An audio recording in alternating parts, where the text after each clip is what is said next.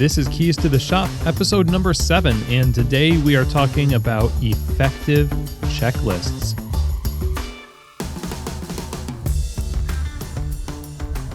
Hey everybody, welcome to another episode of Keys to the Shop. This is Chris DeFurio, your host, and you're listening to a podcast that is designed to give you insights, inspiration, and the tools you need to grow as a coffee service professional. Today, we get to talk about something that every coffee service professional knows about. It's one of the most common tools in the cafe and maybe the most powerful, and that is the checklist. So what do you think about when you think of checklists? What's the first thing that comes to mind? People land on either side of the fence with a checklist. Either you're a systems person and you're more left-brained and you may thrive on lists, really love filling out a list, gives you a sense of satisfaction and pride. Or maybe you're more right-brained and you hate lists and you find having to use a list stifling or maybe even insulting. And of course, I know that there's lots of in-between there, but there's a lot of opinions one way or another about checklists, but no matter where you land on it, I think a checklist is a vital part of a successful shop. And if it's done right, if it's created and used well, it can act as the glue that pretty much holds the operation together. Today, we're going to explore two things. First, we're going to give you a very simple framework for creating a checklist, sort of like getting the raw materials together for a checklist.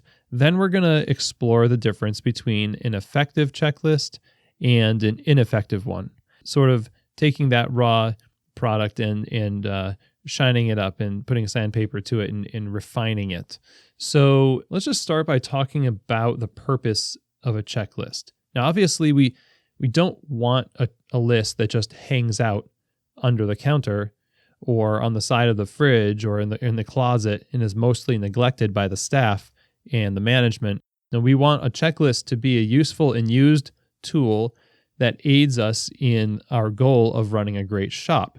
So a shop's checklist is simply a detailed list of ideals for how it should work when people enter or leave a shift.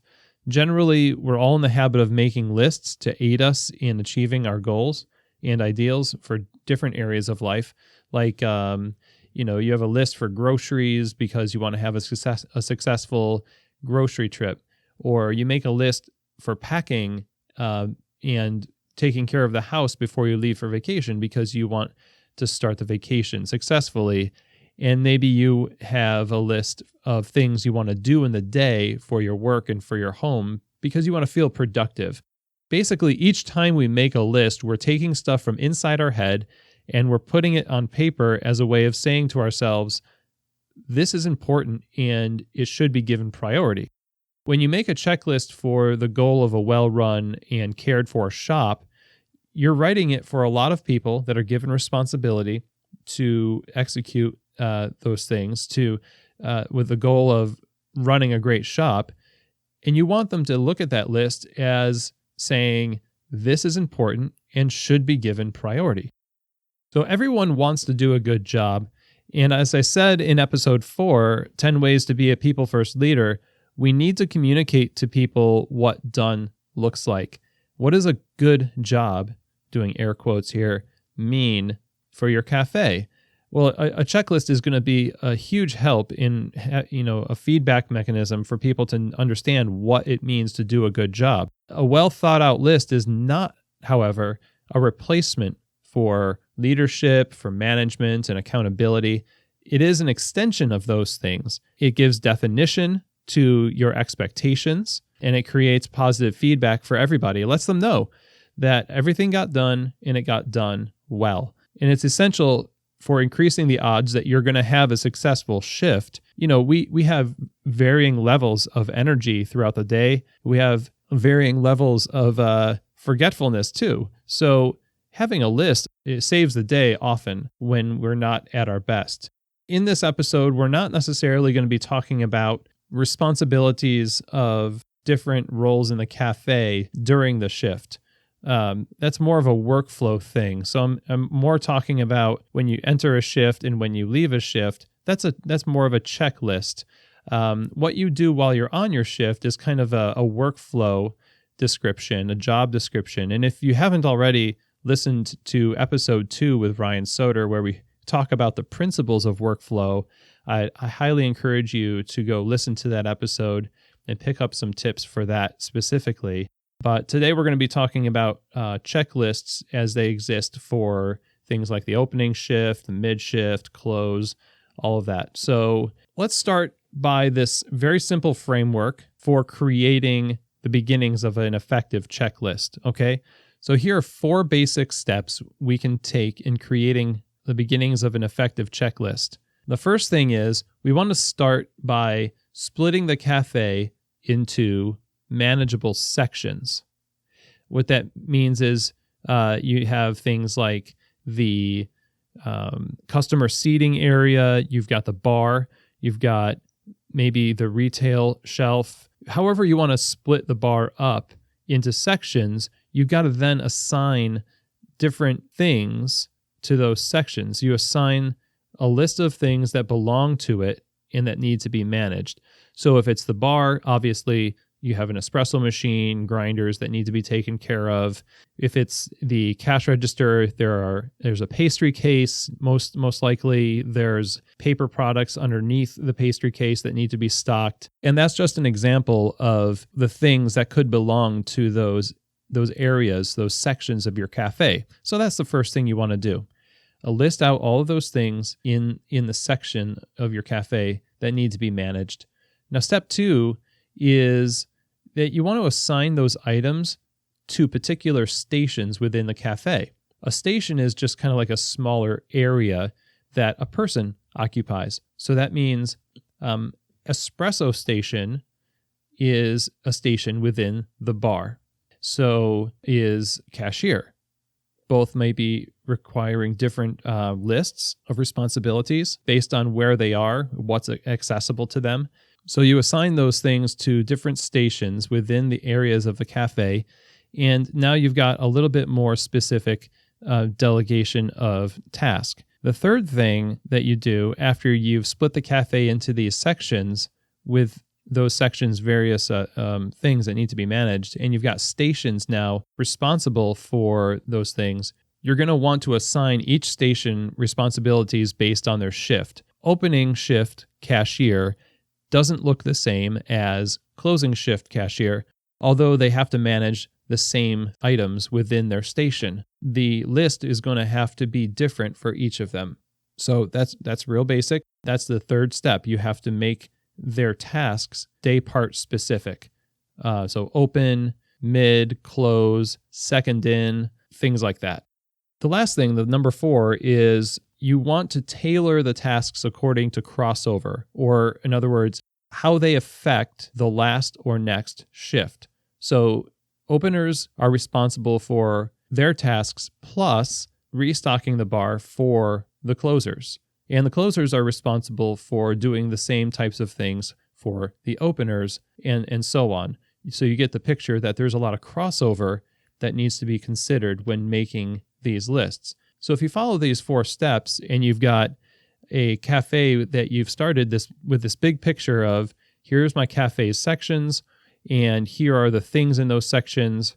Now, step 2, here are the people who occupy these stations, and I'm going to give them the appropriate things that are within their reach at their stations to manage. Then step 3, you do open, mid, close differentiation with those stations. So cash register, again, has different responsibilities in the morning than the cash register at night. And lastly, we tailor the tasks according to how they affect the other shifts. So you have 4 steps to create a basic checklist that is not yet refined, but if you go through this framework, you still might not have an effective checklist. So there's some elements that add nuance to a list that I want to go over, and I want to spend the bulk of our time on today. So let's get right down to that. There are 4 things, like the framework, 4 keys to an effective checklist. Okay. Number 1, an effective checklist is detailed. Number 2, an effective checklist is reasonable. 3, it is checked up on or followed up on. And number 4, it is fluid or changes with the business. We're going to unpack what those 4 things look like, starting with number 1, and that is an effective list has to be detailed. So chances are you and I have seen plenty of checklists out there that are way too vague. They see things like wipe down machine or sweep floors. And that's just, I think it's just asking for trouble, because what inevitably happens is that people do what the list says, but not the way that the one writing the list imagined they would. So you come into the store the next morning and somebody did wipe down the espresso machine. However, there are dried soap streaks on the chrome. And it's just ugly, okay? And then, yeah, they did sweep the floor, but there are crumbs underneath the table base that they didn't get. That, if somebody moves the table to kind of make a one large table, they're going to uncover this little treasure trove of grossness, right? So these things should tell you that you need to be a little bit more specific in what you're asking people to do. So instead of saying wipe down the espresso machine, and for the record, that the idea of just wiping anything down just sounds kind of sloppy to me. Anyway, that's my pet peeve word for checklists, I guess. So instead of saying wipe down the espresso machine, you have to say something like clean all surfaces of espresso machine with a clean towel, making sure to leave no streaks when dry. Yeah, that's a little bit longer. It's okay. We'll get to that. And instead of saying sweep the cafe, you can say sweep the cafe floors until the table bases, or under the table bases and under all furniture. That's also longer than just sweep the cafe. And that's fine, because there's no awards being handed out, at least not that I know of being for being concise with a checklist. And the urge to keep it simple usually backfires when less than great work is done, because we were being too vague with what we were asking people to do. So being specific really pays off here. Now, we'll say that a little way to simplify the checklist, if you don't want to write down all that stuff, is you can reference your SOPs. That is a standard operating procedure. A cafe should have a set of standard operating procedures, such as how to do dishes or how to retire the espresso machine. Like at Sunnergasse, I wrote an SOP for how to do dishes, and it says when you're done, at the end, it says, once you have done these things, you have, quote unquote, done the dishes. So there's a list of details of where to put things, how to store them, what to put in what bay of the 3-bay sink.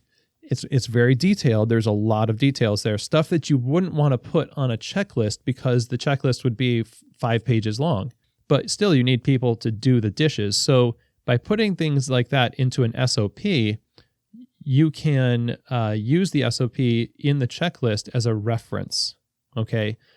So by having the detailed documents, the SOPs, that bundle all of these small tasks under one title, you can just reference it and state on the checklist, retire espresso machine according to SOP. Now, obviously, they're going to have to know what that SOP means, and they're going to have to be trained to do it well in order for that reference to mean anything to them. Don't do this for everything, though, but using SOPs as a reference on a checklist is helpful, and it sort of triggers a series of more detailed tasks that are kind of bundled up in that document. So that'll make it a little bit less overwhelming for people looking at the list to reference SOPs. The moral of the story here is you have to be more specific with what you're asking people to do. SOPs are a way to do that, but also with the tasks that you have on that checklist, they need to be more specific the way we described. Okay, so that's the first of the four things, the four keys to an effective checklist. Let's go to the second thing, okay? And that is, it has to be reasonable. If I could see you, I'd say by a show of hands, how many people have what they believe to be an unreasonable checklist? And I bet you lots of hands would go up. There's lots of different elements to what a reasonable checklist is. Okay, a reasonable list is one that does not overburden the staff or put them in an impossible situation. It's made so that the number and the difficulty of the things that are required for them to achieve in the time allotted is doable. It's actually possible to do it. And again, you don't want to put them in some kind of impossible situation where they have to choose between finishing the checklist or staying an hour later than they're scheduled to stay. So as an example, if you give a closer a huge list of things to do, including like 2 deep cleaning tasks on top of an already busy evening shift, you really can't be too frustrated when some things get missed on the shift. You want to project what the implications of your list are going to be on those who are tasked with carrying it out. So it's not just, you're not just populating the list in a vacuum. You want to think, how is this going to affect my baristas when it's a busy shift on Friday? You don't want to overburden them with things that you just put on a list like you were filling out an Amazon wish list. Like, oh, gee, maybe I'll put a little bit of this here. I'll give that to the closer, and I'll put some of this here. Well, I'll give that to the closer too, and some of this I'll give to the closer, I think. So you can see where I'm going with that one. Lots of lists are just written like that, not written with a ton of empathy for the people using it. You have to fairly distribute the work. You've got to make sure that each shift has a reasonable burden of work to accomplish during the shift. And this is where we unwittingly tend to overburden the closers in a cafe, when we could distribute some of the stocking and cleaning tasks to the mid-shift staff, for an example, to ease the burden. So I know, though, each shift does have its own set of tasks and needs, and it looks different. The work looks different for each one, but people should know that you are working to distribute the load fairly. And by listening to people's feedback and communicating about this issue, you can ease the tension that is typically a part of every cafe life, closers versus openers, comparing the difficulties of their jobs. And that's no good. And you can kind of undercut that whole thing by being reasonable with how you communicate about and distribute the work. Another part of the reasonable checklist, is taking time into consideration. So what do I mean by taking time into consideration?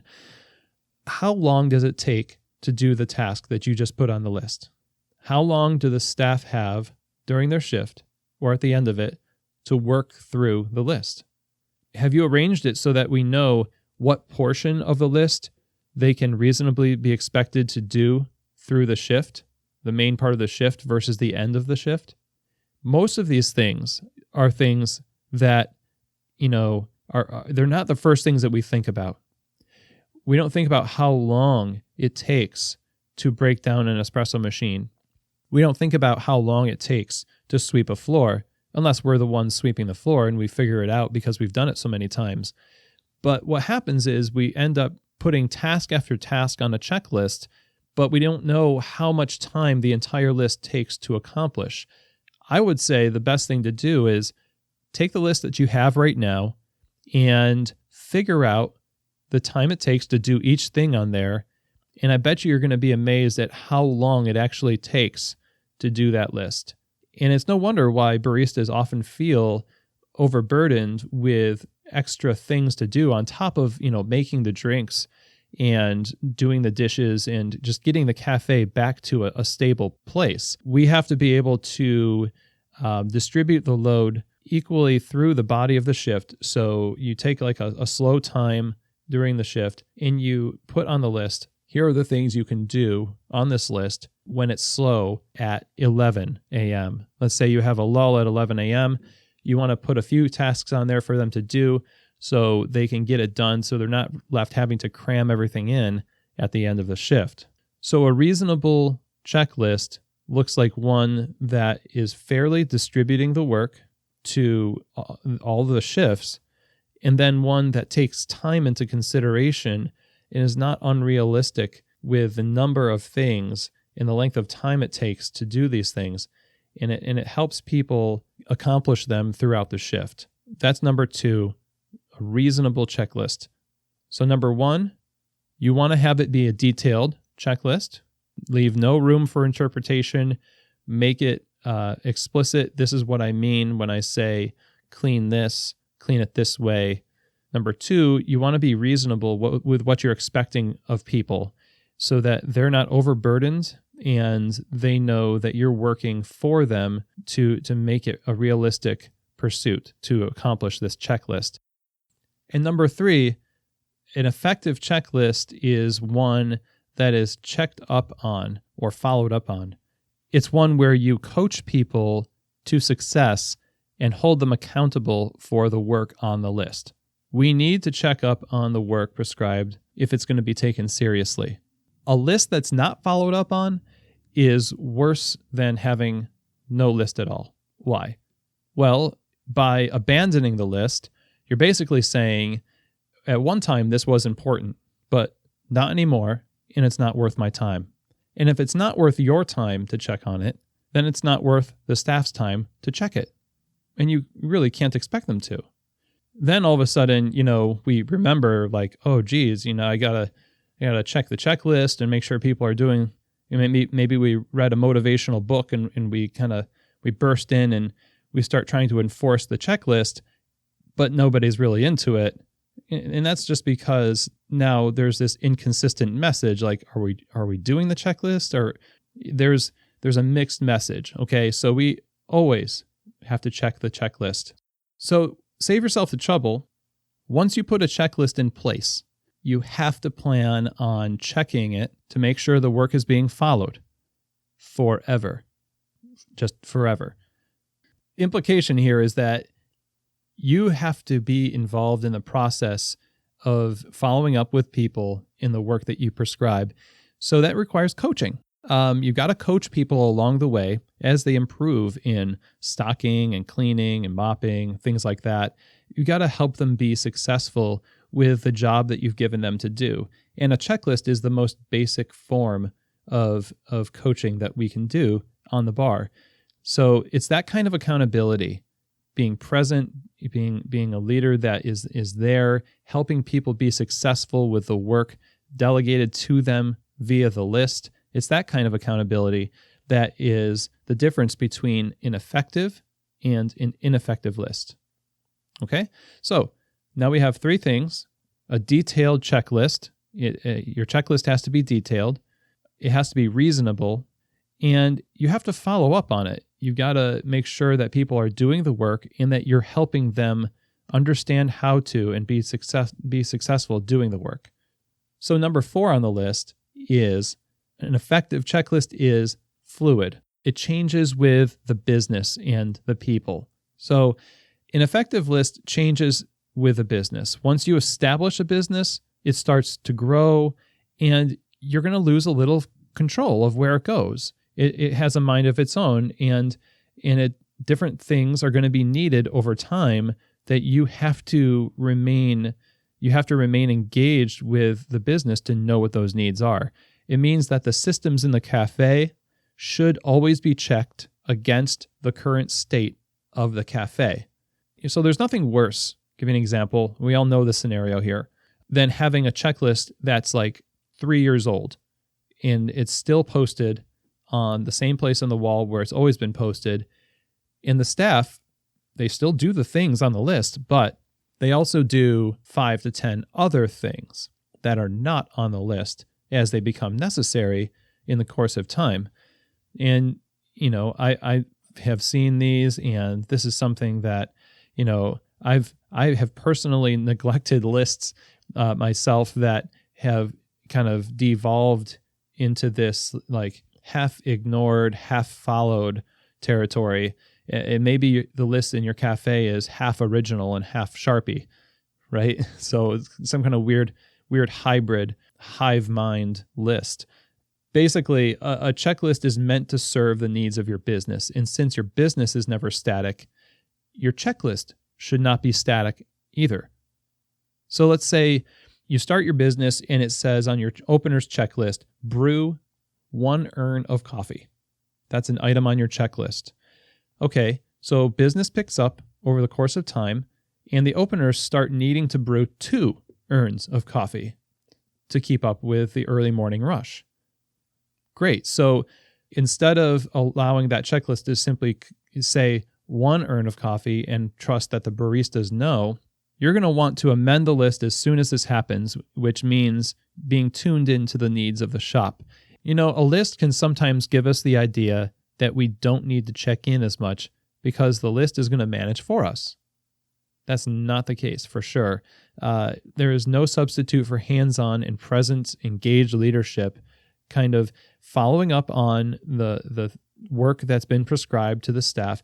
It lets people know that you're paying attention, that you're concerned with what's going on, you're invested in this process, and that the checklist truly is an extension of yourself into the cafe and not just a document that can be forgotten. People need to know they're going to be held accountable for the list. They're going to get praised for the list. They're going to be coached on how to do it better if they're having a hard time with things on it.